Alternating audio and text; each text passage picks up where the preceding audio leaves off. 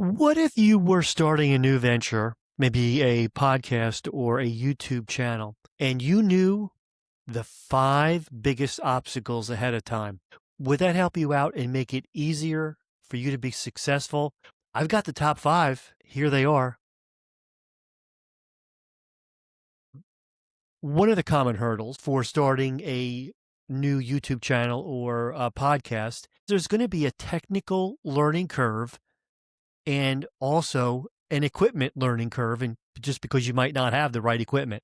But it really doesn't matter because content over creativity in the beginning sometimes works. Some new content creators see established channels and they put their own creativity and their production against those channels that they watch very frequently, and it's not up to par. Well, it doesn't have to be. Do you think the content creator who has 100,000 subscribers started exactly the same caliber of production where they are now? Most likely not, unless they paid for it in the beginning. You'll hear these content creators from such places as Think Media or even Mr. Beast talk about their first 50 videos as being terrible. Now, I'm sure they weren't terrible, but compared to where they are now, they've come a long way. So it's really important for you to be okay with imperfection in the beginning. I know I am. I've been pretty much imperfect all my life.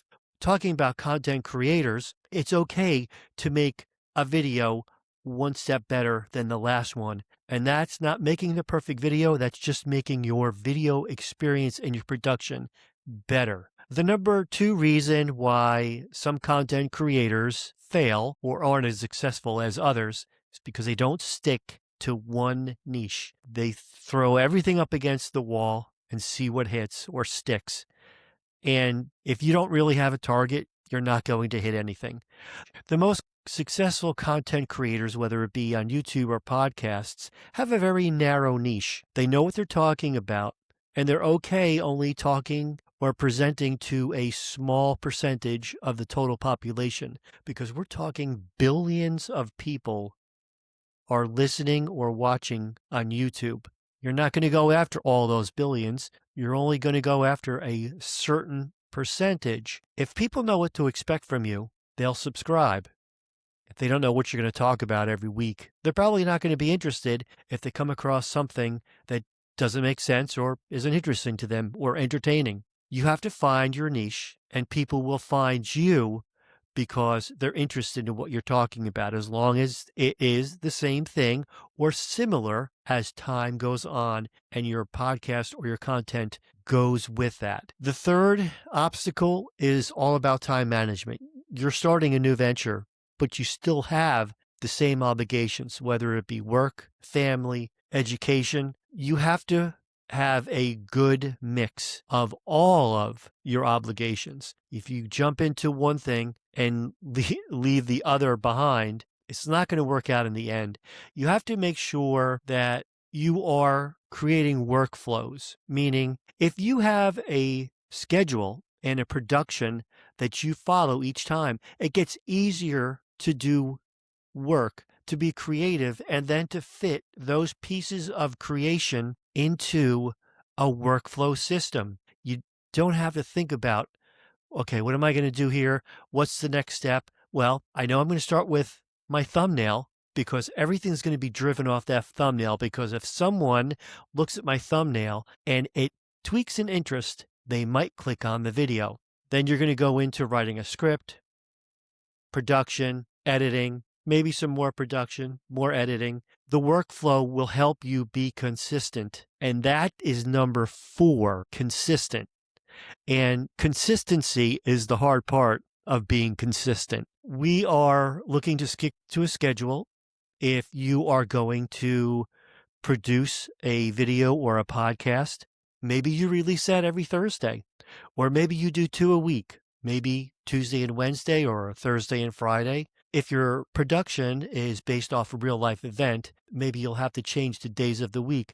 But if someone or a subscriber realizes that they're going to see 2 videos from you, that makes it more consistent for them. So it may be beneficial for you to plan ahead. I actually did a video, my last video, ahead of time, and then I scheduled it for 3 days in advance. And I already had started working on my next production. It lowers the stress and it makes it a little bit easier going forward, knowing that you already have content ready to go. The fifth hurdle is all about burnout. And creators feel pressured to consistently post content, like I just talked about in number 4. And 90% of all podcasters never make it past 4 episodes, even less make it past 7.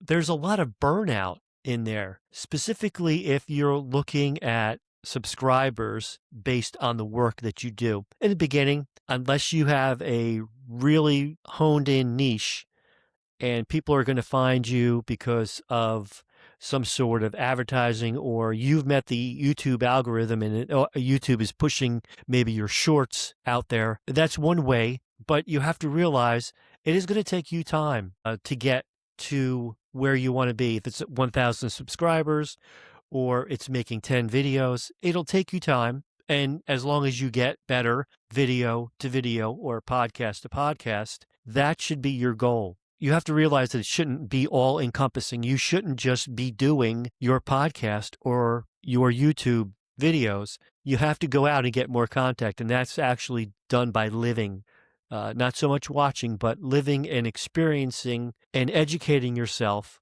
on your niche. I hope that helps you with knowing the hurdles in advance so that maybe you can prepare for not hitting those hurdles. Or if you do, you can jump right over them. Thanks again for watching Profit from the Pod. Tom Rowe, your host. I appreciate you watching. Maybe you can hit the subscribe button. I would appreciate it. Thanks again.